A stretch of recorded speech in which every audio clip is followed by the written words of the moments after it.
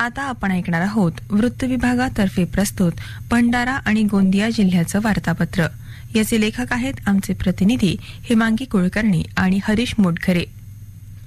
पंतप्रधान नरेंद्र मोदी यांच्या मार्गदर्शनाखाली देशातील आदिवासी बहुल जिल्ह्यात माहिती, शिक्षण आणि संवादासाठी सुरू झालेल्या विकसित भारत संकल्प यात्रेच्या नियोजित भंडारा जिल्हास्तरीय मोहिमेचा आढावा नुकताच सम्राट राही उपाध्यक्ष जवाहर नेहरू पोर्ट ट्रस्ट यांनी नियोजन सभागृहात घेतला।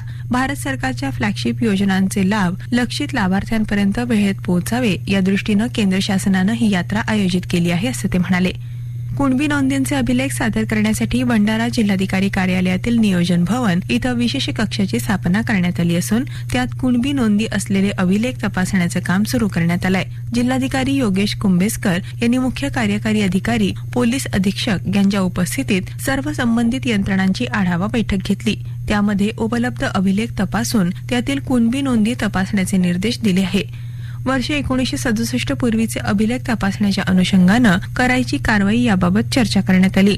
भंडारा जिल्ह्यातील भूसंपादन अधिकारी आकाश अवतारे यांची समन्वय अधिकारी म्हणून नियुक्ती करण्यात आली आहे। साकोली, मोहाडी, तुमसर, लाखनीसह सर्व तहसील कार्यालयांमध्ये या अभिलेखांची पडताळणी सुरू असून कुणबी नोंदींची शोध मोहीम सुरू आहे। गोंदिया जिल्ह्यातील आदिवासी बहुल तालुका अशी ओळख असलेल्या देवरी इथल्या ग्रामीण रुग्णालयाचं लोकार्पण गोंदिया जिल्ह्याचे पालकमंत्री धर्मराव बाबा आत्राम यांच्या हस्ते नुकतंच पार पडलं। निराधार, गरीब, वंचित घटकातील व्यक्तींनाही दिवाळीचा आनंद घेता यावा, त्यांचीही दिवाळी गोड व्हावी यासाठी गोंदिया जिल्ह्यातील दीनबंधू आणि सुवर्णप्राशन या 2 सेवाभावी संस्था सरसावल्या। दिवाळी फराळ, शैक्षणिक साहित्य, कपडे आणि मिठाईचं वाटप त्यांनी केलं। यामुळे अनेकांची दिवाळी आनंदमय झाली। गोंदिया जिल्ह्यातील नक्षलग्रस्त तालुका म्हणून ओळखल्या जाणाऱ्या देवरी तालुक्यातील शेवटच्या टोक्यावर असलेल्या छत्तीसगड आणि महाराष्ट्र सीमेवर जबकसा या गावामध्ये त्यांनी हा उपक्रम राबवला।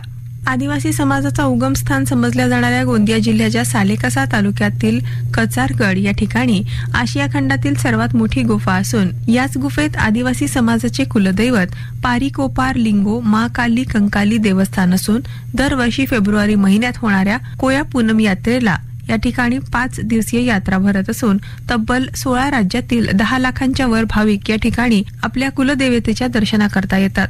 या ठिकाणी आदिवासी समाजाचं 2 दिवसीय गोंडवाला संमेलन होतं, परंतु या ठिकाणी भाविकांसाठी राहण्याची सोय नसल्यानं भक्त निवासाची मागणी अनेक वर्षांपासून होत होती। माजी आमदार संजय पुराम यांच्या प्रयत्नातून या ठिकाणी येणाऱ्या आदिवासी बांधवांसाठी भक्त निवासाची व्यवस्था करण्यासाठी राज्याचे आदिवासी विकास मंत्री विजय गावित यांच्याकडे मागणी करण्यात आली होती।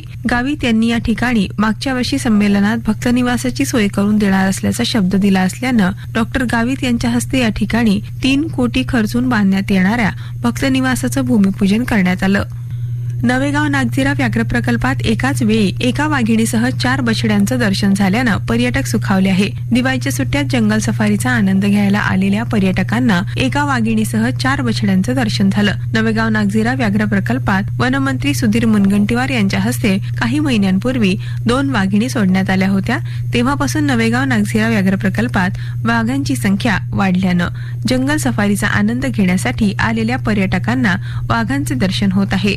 आदिवासी बहुल जिल्हा अशी ओळख असलेल्या गोंदिया जिल्ह्यातील आदिवासी मुलामुलींना तालुका मुख्यालयी राहून उच्च शिक्षण घेता यावं यासाठी देवरी प्रकल्प अधिकारी कार्यालयाच्या वतीनं आमगाव तालुक्याच्या बिरशी गावात 5,37,88,000 रुपये खर्चून मुलींचं वसतिगृह बांधण्यात येत असून आदिवासी विकास मंत्री डॉक्टर विजयकुमार गावित यांच्या हस्ते या वसतिगृहाचं भूमिपूजन करण्यात आलं।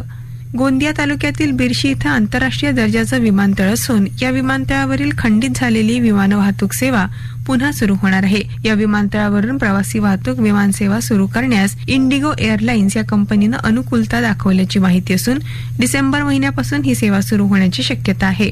आताच आपण ऐकलं वृत्त विभागातर्फे प्रस्तुत भंडारा आणि गोंदिया जिल्ह्याचं वार्तापत्र। याचे लेखक होते आमचे प्रतिनिधी हेमांगी कुलकर्णी आणि हरीश मोटघरे।